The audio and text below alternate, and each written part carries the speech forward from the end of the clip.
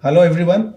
So, we have gathered today for the March 4th, the World Obesity Day. And the reason why we gathered here is to discuss on the most pressing global health challenges, the obesity, and its far reaching impacts on the social and quality of life. So, in India alone, if you see the census, the 135 million adult population have obesity, fueling the epidemic of metabolic diseases, cardiovascular risks, and beyond. And we thought this conversation is not only timely but also urgent at this hour. And on this note, I have an elite panel of doctors along with me. So I have on to my left Dr. Rajeev Menon, the head of cardiology, AIG Hospitals. Then on to my extreme left is Dr. Srinivas Kishore, head of ENT, AIG Hospitals. And on to my right is Dr. Abhishek Katakwar, head of bariatric surgery, AIG Hospitals. And on to my extreme right is Dr. Kiran, the senior endocrinologist from AIG Hospitals. So we thought this will be a lead panel to discuss about what's happening in this epidemic of obesity, where you have every organ involving from head to toe, and each one has got its own hazards, both in the quality and quantity of life. So I will start the questions in such a way that we will address most of the common problems what we encounter and also the solutions from the experts here. So to start with, because obesity is basically, as we all know, a disease which has got a lot of hormonal imbalance.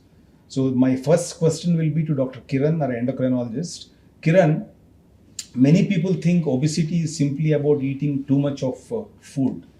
But from a hormonal perspective, with you as the endocrinologist, what actually goes wrong inside the body when someone develops obesity? Or rather, I can put it as what goes wrong in the hormones leading to obesity? So that's a nice question, sir. So earlier people used to think obesity as a risk factor for diabetes, fatty liver, metabolic liver disease, etc. So, but right now obesity has become a disease, so which is causing all the other complications like fatty liver, diabetes, and cardiovascular disease, etc. So obesity earlier people used to think only insulin is one of the important hormone which is playing a role in obesity and the other hormones. But if we concisely see, there are three sets of hormones. So first set of hormone, I would like to say cortisol and thyroid. So these are the core endocrine hormones which make people to gain weight about around some 5%. So like visceral fat or subcutaneous fat. If you see hypothyroidism, so subcutaneous fat, and if you see cortisol, visceral fat. So these two sets of hormones, so we know what to do, how to treat them. So like either lifestyle changes or medication, so we know. The second set of hormones, like gut hormones, like incretin and insulin hormones. So we have some medications to treat incretin hormones also, and we have some lifestyle changes or insulin sensitizers to deal with insulin. So these two hormones are a second set. The third set of hormones, like as you were saying, hunger hormones and satiety hormones. So if you see hunger hormones like ghrelin, so it's an important hunger hormone. If there is a disturbances in the ghrelin, so people will be eating on eating, so their hunger will not be suppressed. And if you see leptin, so leptin is a satiety hormone. So if leptin levels imbalance is there, so then people will not satisfy and they keep on eating. Okay, so I'll just hold you here. So I'll ask you the extension of this. When people get their routine tests as a part of master health checkup, there are a few hormones which, in fact, many of the doctors also don't understand. The cortisol, testosterone, and of course thyroid, we all know. So any relevance, as you said, cortisol you already mentioned about this testosterone and other hormones which they commonly give as highlighting that they are elevated in certain people. It can be more male or female. Yes, sir. Just a brief half minute on what is the significance of this in the routine lab checks, lab checks. So nowadays the testosterone is included in all the routine lab checks. Yes. So actually if you see, it's a cascade of hormonal changes. For example, if a person gains weight, so abdominal fat, visceral fat accumulates. So what this visceral fat has, it has some enzymes or if you No, so the visceral fat, I'll come to the cardiologist. So actually there are some enzymes there, Yeah. so which will convert the normal estrogen to testosterone. Okay. Okay, or normal testosterone to estrogen. Sure. So in a obese person, so these enzymes, they will convert the testosterone to estrogen in men.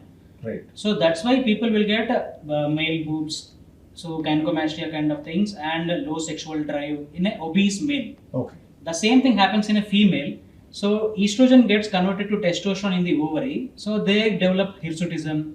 So that's how obesity is leading to the opposite sexual changes in respective sex. So to put it in a simple language, testosterone levels are more for males as a significance, and estrogen levels for the females. That's so a I think normal, that is some that's that a is normal thing, normal, but yeah. opposite happens in this obesity. Yeah, so that is something which we have to tell the public when they see these Yes, sir. lab investigations.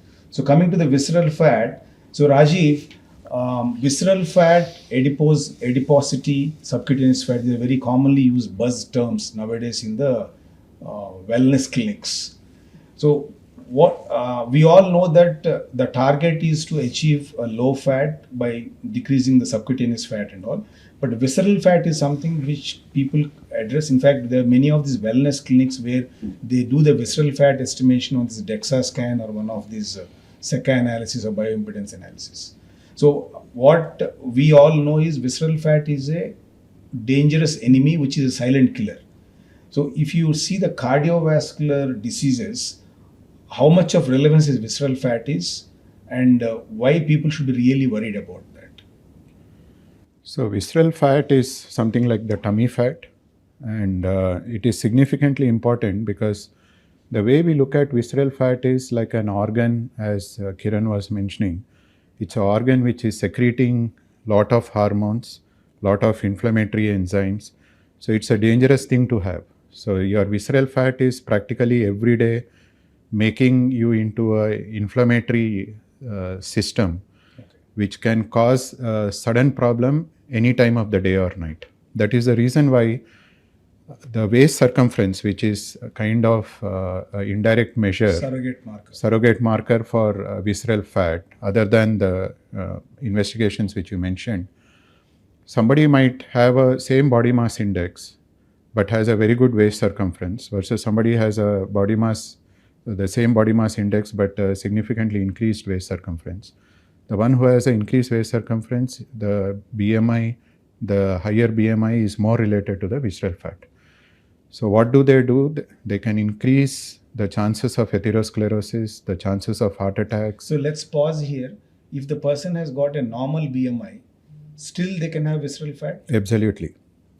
So that is the problem. So you might have the normal BMI, and most of the studies now have shown that BMI is out of the box. That is not the only parameter which you should take into consideration. There are other parameters like waist circumference and all which you need to look at. And just to mention, suppose a very random numbers if we put, suppose 80 centimeters for a female and 90 centimeters for a male. Of course, in Indians it is even less. Those who are listening to this podcast, if a male is wearing a trouser which is about 36 inches or more, he is already at a very high risk of developing a cardiac or a neurological event, because he's already crossed that 90 centimeter threshold. So it's that dangerous. And many a time when we give a talk, we realize that more than 70 to 80% of the audience is already reached that stage. And all of them are sitting with the BMI of the normal range and feeling very happy that they are actually not obese. So that's a very important point. So go and check back all your weights, and anything around 35, 36 is something which you have to concentrate to get it down to the least. You don't pull in your tummy and then buy a smaller size. yeah, that's right. And the reason you just tell me one more thing as an extension of this question. Visceral people who have got visceral fat, as you told, though, are the pro-inflammatory cytokines and all. So, is there anything where, as you said, it's only a atherosclerotic part which affects and then causes plaques or blocks, or any rhythm disturbances also happen in this? So that is something which will lead to sudden deaths, they say. So one of the unfortunate things of visceral fat is that it's related with what we call epicardial fat. Right. That means there is fat which is above the heart also, and both these things are supposed to correlate. And the question you mentioned, so this visceral fat and epicardial fat, because of the pro-inflammatory and atherosclerotic tendency, they can have significant amount of rhythm disturbances also. Okay. The chances of sudden cardiac arrest, all these things increase when they have visceral fat and increased epicardial fat. Yeah. So that's a very important point, Yeah. that visceral fat estimation is so important, and also Correct. to target to decrease the visceral fat. Yes. Right. So I'll come to how to decrease the visceral fat in the next round. So again, now I think being obese, or of course being obese is more, but even without being obese also, obstructive sleep apnea. So in simple terms, snoring. Your partner is snoring in the bed in the night time while sleeping. So that is something which is not soothing for any person to hear, as well as to bear it in the routine general life. But more than that, beyond going into the depth of science, we call it a sleep apnea. And I have Dr. Srinivas Kishore, who is known as one of the top experts of sleep apnea in this country. And I would ask Dr. Srinivas Kishore, what is sleep apnea and how is it related to obesity?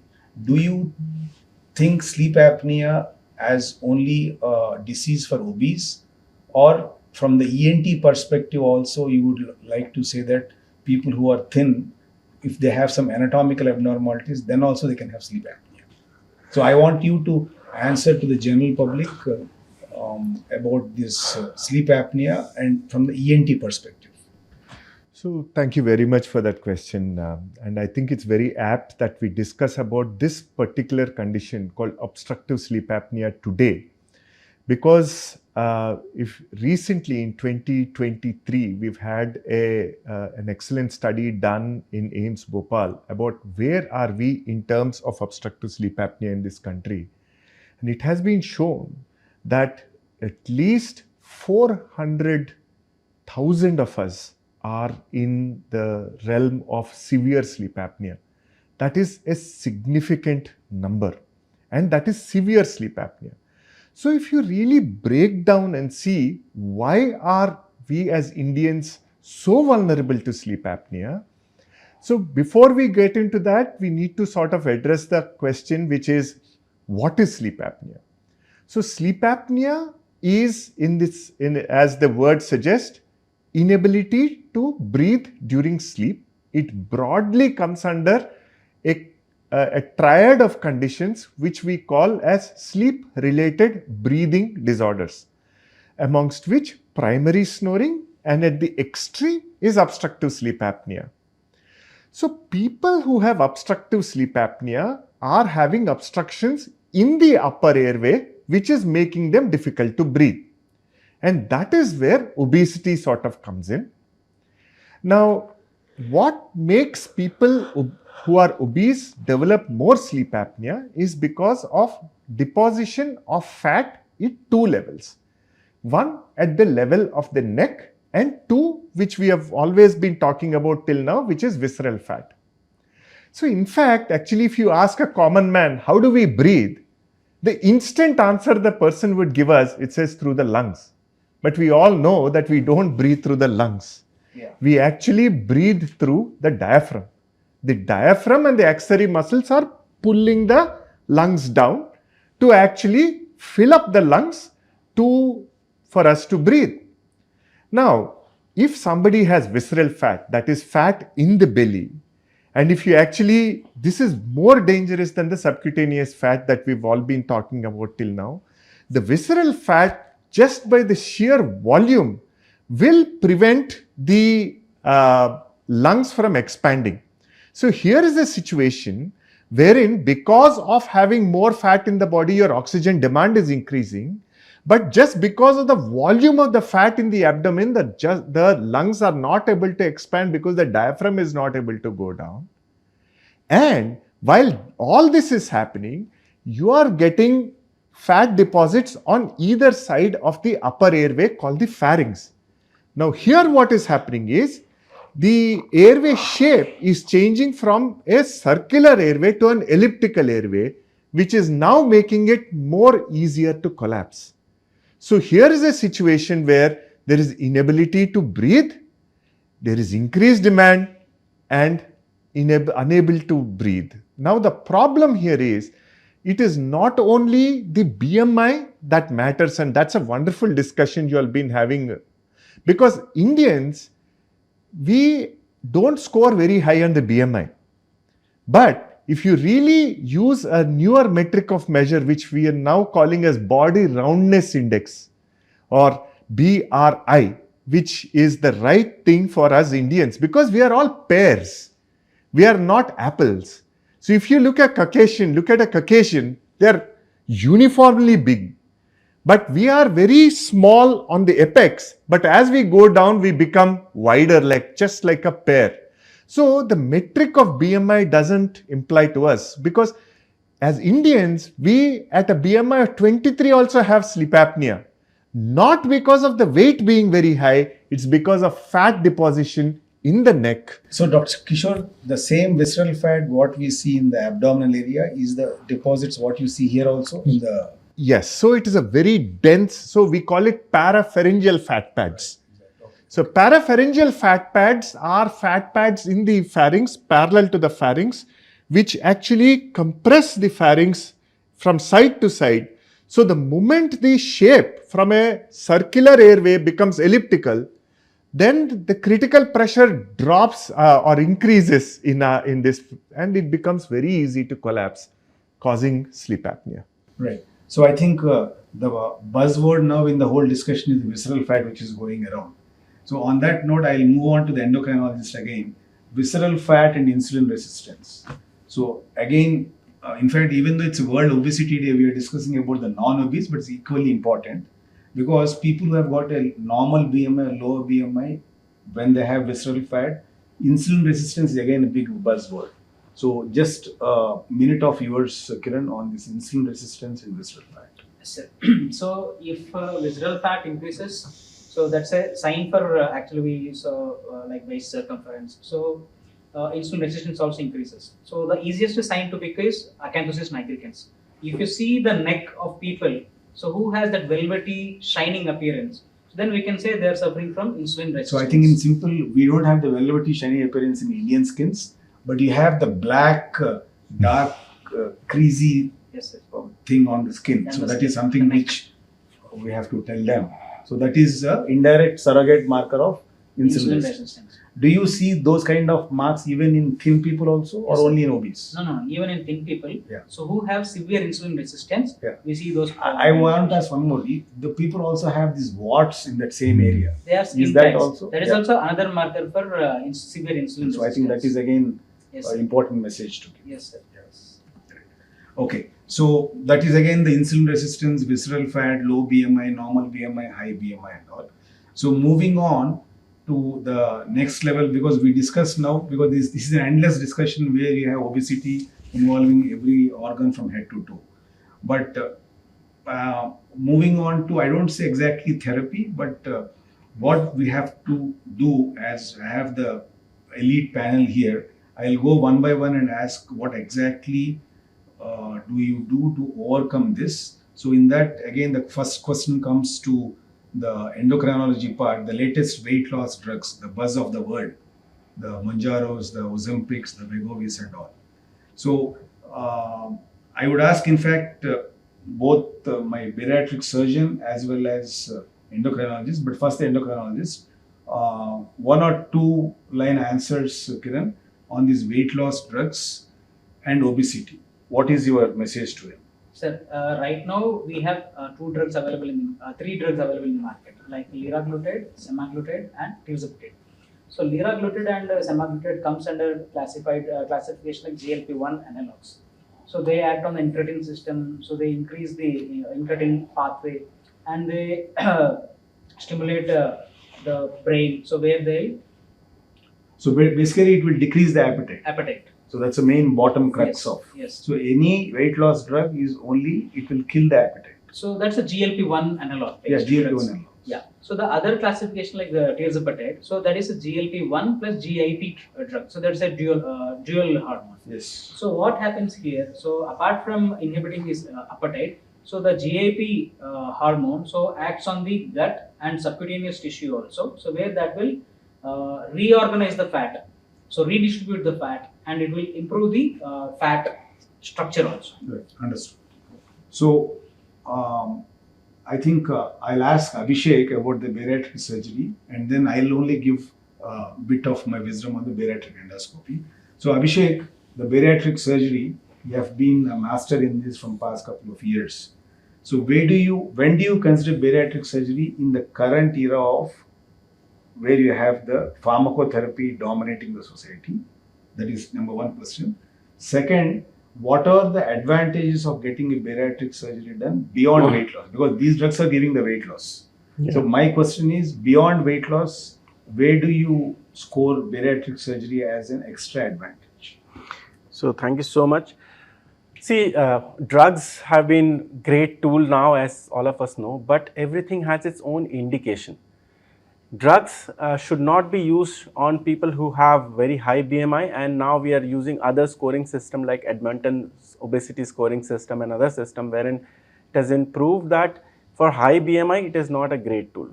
When we talk about bariatric surgery, when we are looking at long-term sustained weight loss, because all these drugs, recommendation says that you have to take it for lifelong. You can't stop them. The moment you stop, you start regaining within 4 months. So when you're looking at the long-term weight loss, which is sustained not only for weight, for diabetes, for metabolic problems, then surgery has a great role. But I would say anybody who has BMI less than 35, there is no harm in trying these drugs, because even 10% weight loss will help them to reduce their fatty liver and metabolic syndrome. So there is a gray zone between 35 to 40. That is a gray zone where it becomes difficult for us also. Though we work as a team, it becomes very difficult for us to decide whether to go for drugs or endoscopy or endobariatrics or bariatric surgery.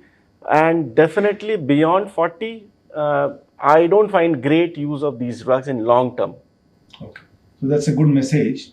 And because you mentioned bariatric endoscopy, probably I would just give them a message that we have two kinds of bariatric endoscopies we do. One is an intragastric balloon, where you put in the balloon, which gives around 10 to 12% weight loss. And another one is endoscopic sleeve gastroplasty, where we shorten the stomach size or the volume by doing stitching with endoscopy without any, it's kind of a non-surgical procedure. Of course, I'll talk to that on a different platform. I just wanted, because you brought in bariatric endoscopy, I just gave you those 2-3 points. So now I move on to the cardiologist. In fact, pharmacotherapy, bariatric surgery, bariatric endoscopy. First of all, prevention is better than cure. So as a cardiologist, Rajeev, what kind of lifestyle changes you advise for a person who is obese and then trying to become into a normal BMI or get down the weight? So, Dr. Rakesh, a few messages I would like to convey in this forum. One, many people have misconceptions. So, they read Google and then different types of diets and discussions. So, it's like a very intellectual discussion to talk about Mediterranean diet, some other type of diet. But what people forget is there are certain basic principles of diet which they should not ignore. Many have a misconception that if you eat fat, that is going to go and get deposited as fat. Hardly anybody realizes that the refined sugars which you are eating are actually getting converted, the extra amount, whatever. So refined sugar, as someone very rightly mentioned, is like, say, a petrol, right? The engine will take only whatever is required. Whatever extra is there gets deposited as fat. So if there is one message which should go from this forum, it is to please stop all your sugars in tea, coffee, cool drinks, which probably each bottle has about 10 to 20 teaspoons of sugar, sweets. So if you just stop refined sugar, that itself will have significant change. The second aspect is many people are very excited about the fancy drugs, and they don't believe that lifestyle can actually make a difference. And we can give you innumerable number of examples where people have lost close to 25 to 35 kgs just by these simple maneuvers of reducing the calorie intake, stopping refined sugars, and exercising. So I won't go into the details of what the recommendations are. It's available all over the net. But at least if you can do certain basic things, then easily, one, you can prevent obesity. And if you have become obese, you can be very confident that at least around 15 to 25 kgs or even 30 kgs of weight, you can comfortably come down. Very good. Yeah, that's a very valid point. And I think another message what we collectively should give at this juncture when you are told about as a preventive cardiologist is intermittent fasting versus calorie restricted eating. So there are a lot of articles being published, in fact the NEGM articles and all, and a lot of debate is going on. So one message I think you all will also concur with me. Intermittent fasting has got no role. It is only the calorie restricted eating is something which we have to give them as a message. Intermittent fasting is most of the times now it's become people are negating it. People who advocated it now are negating it. Okay. So I move on to Dr. Srinivas Kishore. So Dr. Srinivas Kishore, in fact, we all came from kind of a little rural background or a semi-rural background. So when you start snoring, people in those days or even now people say, he's snoring, what is there? It's like a sign of royalty and all. So if you tell you are snoring and then you need to cut down the snoring, for that you need to do some surgery of the anatomical structures, or you need to lose weight, they'll say, what is the snoring only? No, I mean, that is a common thing. If you say snoring is bad for you, people really don't take it seriously. So if untreated sleep apnea or obstructive sleep apnea, what does it happen from overall in terms of hormonal changes, in terms of sudden cardiac deaths, or even from the ENT perspective? Can you throw some light? So basically, when there is snoring, that means there is partial airway obstruction. I mean, when we use that word itself, there is a sense of a little bit of urgency when we use that word. Because supposing you are not able to take water or you are not able to swallow food, you obviously take immediate or cater to it. Similarly, in supposing a person is snoring, it's understood that the person is having problem breathing. So unfortunately, since it happens in sleep, a lot of us didn't know much about these things. But of course, since the 70s and 80s, a lot of work has been done, and now in the last decade, now we know that obstructive sleep apnea is almost called the mother of all diseases. Now, why is it called the mother of all diseases? Is because it affects the human beings in three particular ways. One, it affects the person's sleep quality. That means when a person is snoring, the quality of sleep immediately is gone.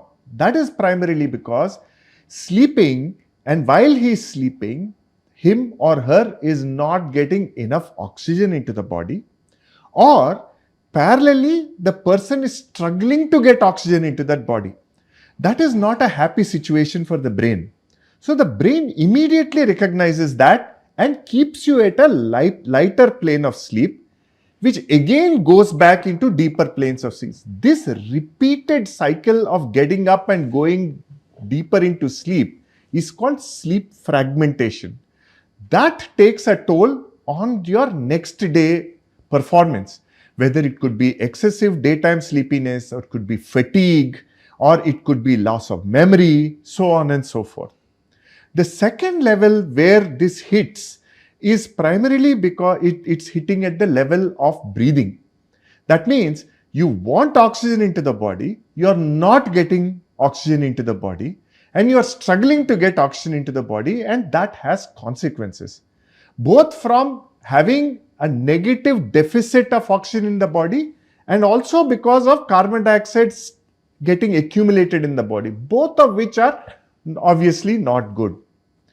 The third impact of this is going to be majorly on what we call as the autonomic dysfunction, or wherein the delicate balance between the sympathetic and the parasympathetic nervous system causes all kinds of problems, and obviously they will have to go to Dr. Rajeev immediately. Yeah. And that is where these things will ultimately lead. I think you stole the words from my mouth. So Rajeev, it's next to you. Obstructive sleep apnea, as Dr. Kishore said, all these consequences are the complications.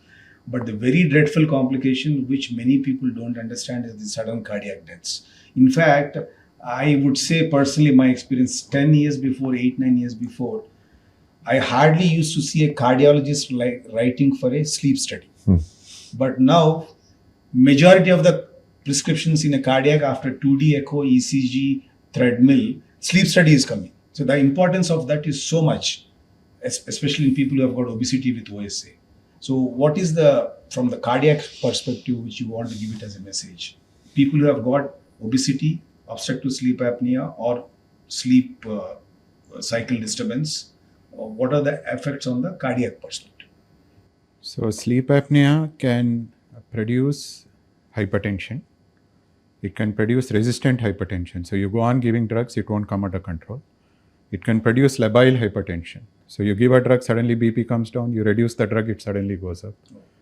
Whatever you do, if the patient has sleep apnea, you go on changing the drugs, the pressures will never come under control unless you treat the sleep apnea.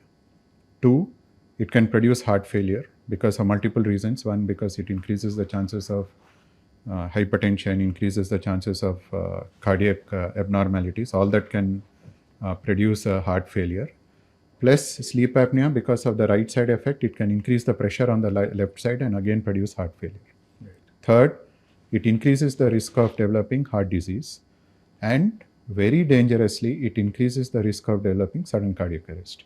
The rhythm disturbances. Yeah, so the patient is totally okay and then suddenly drops down dead. And this occurs because of a dangerous condition called ventricular tachycardia, ventricular fibrillation. Yes. So all the arrhythmias, that is the upper chamber arrhythmias like atrial fibrillation, atrial flutter, the lower chamber arrhythmias which suddenly stops the heart like ventricular tachycardia, ventricular fibrillation, ventricular premature complexes, all types of arrhythmias are increased with sleep apnea. The opposite of fast heart rate, that is slow heart rates, heart blocks, all that are again increased with sleep apnea. So if you put the textbook of cardiology and then see what all sleep apnea can produce, almost everything it can produce. Yeah. That's why we are so afraid. And the issue here, the other condition which is very important is what is called pulmonary artery hypertension. So similar to high BP on the left side, in the lungs if the BP goes up, that's called pulmonary artery hypertension. That again can have disastrous consequences. So it's myriad symptoms and signs which can occur because of sleep apnea. And the important thing here is if you don't recognize sleep apnea, none of these conditions are going to reverse. So important thing is to identify sleep apnea and treat it. And it is completely treatable once you start the positive airway pressure. So recognition is very important. That's the reason why, as you mentioned, that our threshold for advising a sleep study is very high. Yeah. Almost, if we have seen around 10 patients, nearly 7 to 8 of them will require a sleep study. Exactly. Because anything can be explained because of sleep apnea. In fact, and it's not related to obesity. Yeah, exactly. So that's the other mistake.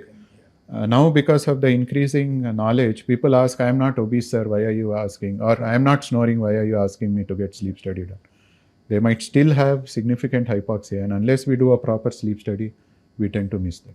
No, I completely agree. In fact, we are not trying to scare you, but we're trying to emphasize the importance of snoring and sleep apnea and obesity. So actually, in our childhood, just taking what you told, we used to think snoring means the person is taking away all the oxygen, and the people beside actually are not getting oxygen. It's the reverse now. Exactly. So I think time is a little less, but still. So I would like to wind up saying what we have heard from the elite panelists about each one saying about the endocrinology perspective, drugs perspective, obstructive sleep apnea from a cardiologist and ENT perspective. My last quick one-line question to all the panelists. See, today is World Obesity Day, right? And why we are talking about to fight against obesity. But again, in a country like India, the biggest myth or misconception about obesity as a disease, because many people don't take it as a disease. And you as elite doctors or panelists with the science background, how do you counter this with science? I would like to have Abhishek, his opinion, and it's like a rapid fire one-line answer for a question. So according to me, obesity is a new malnutrition. You might look very good from outside, but you're actually malnourished. Right. So that means that the famous Hindi घर का saying, खाते पीते घर का. So it's no more. You have to, negate it. Right. Srinivas, Dr. Srinivas Kishore. From a standpoint of an obstructive sleep apnea, I think obesity as a single condition can be a major risk factor for whatever we have just spoken about.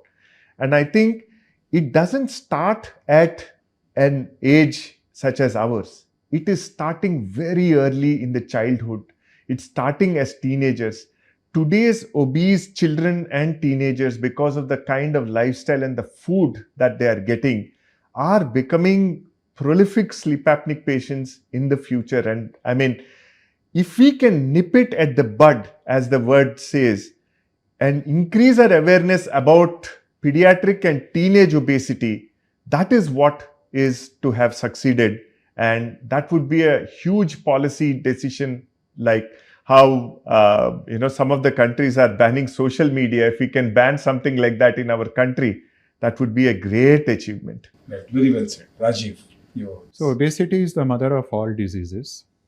And what we tell our patients is probably about 15 years back, if the patient would have come to me, I would have told them diabetes is incurable, hypertension is incurable, your heart disease is incurable, your pulmonary artery hypertension is incurable, your heart failure is incurable. Today, you treat obesity, your diabetes is curable, hypertension is curable, your heart failure is curable, your pulmonary artery hypertension is curable. So you want to live with without taking treatment for a curable disease, or you want to take advantage of science. Science has told us now in the last 15 years, 2 decades, that things which were considered chronic diseases are today curable, and why not take advantage of that? Very well said. Kiran, we'll end with you. Yes, sir. So, from treatment point of view, so as obesity is the mother of all diseases, as Dr. Rajeev sir said, so just try to concentrate on what you eat. So, food. Are you eating proper, sufficient carbs, protein, fat? You check what you are eating, and daily at least 40 minutes of exercise, even 20 minutes of walking or some weightlifting, resistance exercises. So whatever it is, at least try to inculcate 30 to 40 minutes of exercises or activity in your day-to-day lifestyle. Right. Thank you. So I think we'll wind it up here, and on behalf of AIG Hospitals, so I thank all my co-panelists for taking their valuable time in coming here and giving their wisdom of words.